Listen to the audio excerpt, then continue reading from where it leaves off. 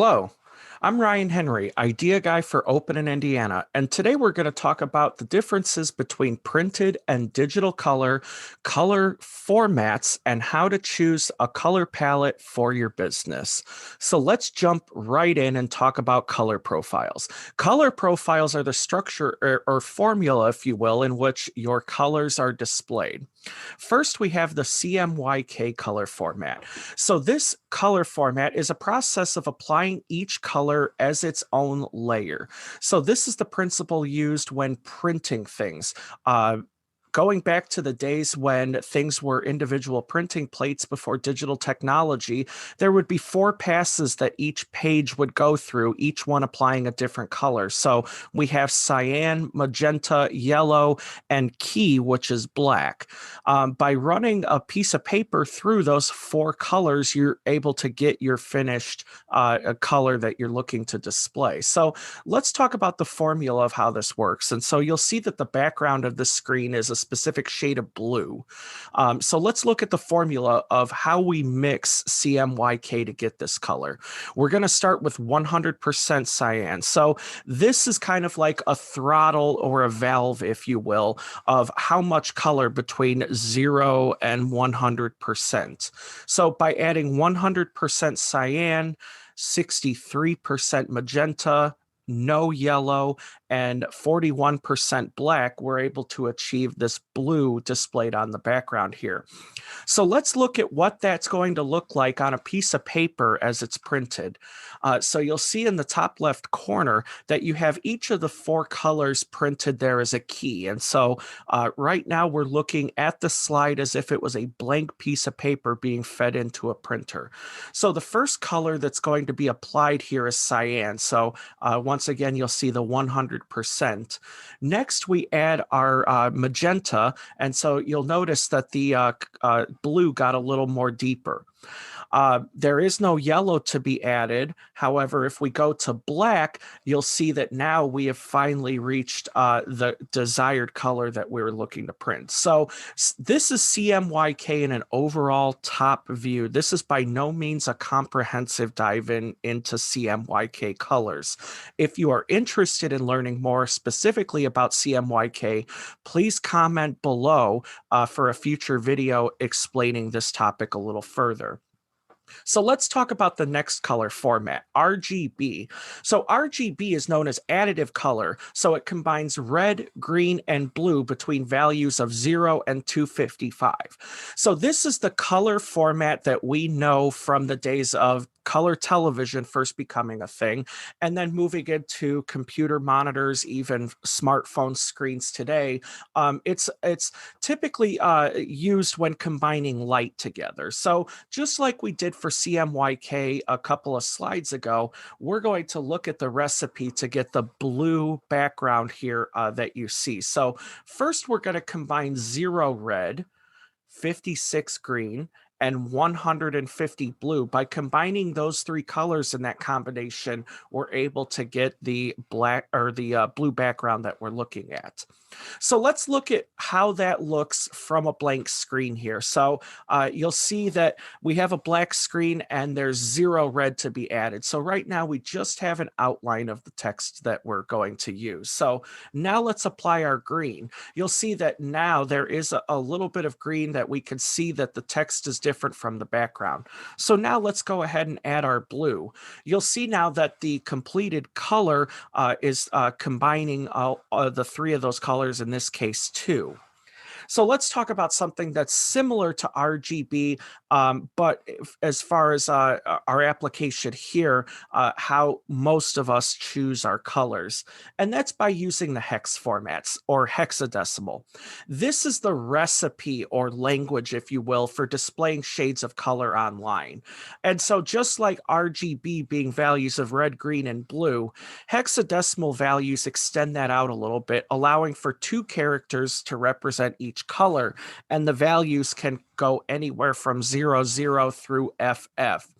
So if we look at our blue background here, you'll notice that it converts once again, very similar to our RGB 0 red, and then we have our green, and then we have our blue. So let's talk about choosing the right colors for your brand. And so first, to do that, we're going to talk about color combinations. So these are the way that colors, or I suppose the theory, if you will, of how colors are combined to make a completed color palette. So first, we have monochromatic color palettes, which match shades of the same color. So you'll see we have two darker blues and a lighter blue. All of them are blue, but slightly different shades inside of that family. Next, we have analogous color palettes, which match adjacent colors. So we have a light blue and then a couple shades of green. Triadic color palettes match three equally spaced colors. Complementary color palettes match completely opposite colors. So before we start talking about how you could choose your colors as part of your color palette, let's talk about the emotion behind colors. So let's look at red. Some positive emotions invoked here include energy, excitement, power, passion, and strength. But some negative emotions that could be triggered are aggression, anger, danger, pain, and warning. Now, you'll see that there are just as many negatives for the color emotionally as there are in the positive. This really just comes down to looking at what balance you want to put color into your color palettes so that it balances all of these emotions out. So next, let's look at orange. Orange could be expressed with courage, confidence, energy, friendliness, and innovation, but some negative emotions include deprivation, frustration, immaturity, ignorance, and sluggishness. Yellow, we have creativity, intellect, happiness, optimism, and warmth. In the negative, we have anxiety, caution, cowardice, fear, and irrationality.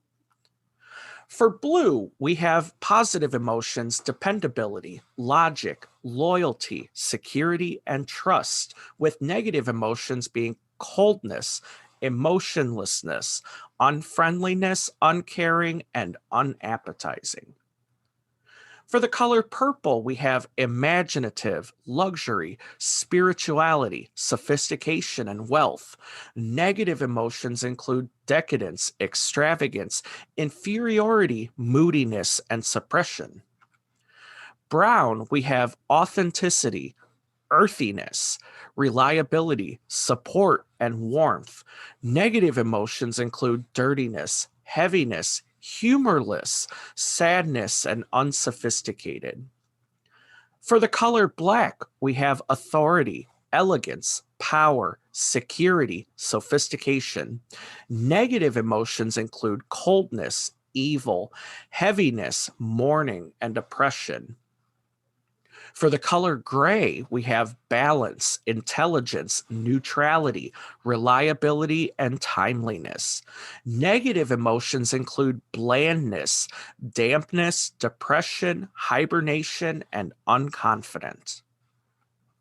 For the color white, we have cleanness, clarity, freshness, purity, and simplicity. Negative emotions include coldness, elitism, emptiness, isolation, and unfriendliness. So, with all of these emotions and colors in mind, let's talk about how to build your color palette. And if you aren't sure what a color palette is yet, a color palette is written documentation of the colors used for your branding.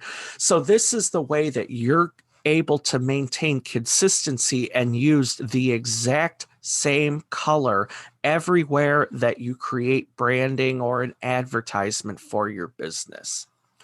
So, to help you choose your color palette, we have an excellent website we found here displayed on your screen. This website that we stumbled across years ago provides you some assistance in generating your color palette. So you can start by choosing any specific colors that you know you would already like to use, or you could just continue to hit the space bar until you see colors that you like.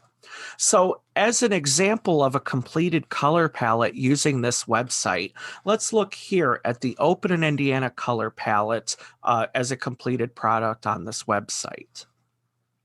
You'll notice that the values provided are hexadecimals and not CMYK or RGB values. So we need to know how to convert those colors for use in other applications. So that brings us to a second website that we found that is highly valuable called convertingcolors.com. This website allows you to plug in the hexadecimal value for any color and convert it into RGB and CMYK values. So by plugging in each color in your color palette, you'll be able to translate your RGB colors for digital use and your CMYK colors for printed use. This will help you make sure that your logo always looks the same everywhere that you display it. If you have questions about this video, make sure to comment them below, as well as anything that you would like to know that we did not cover in this video. If you liked this video, make sure to click subscribe to receive notifications of new videos about how you can build a successful local brand. Thanks for watching.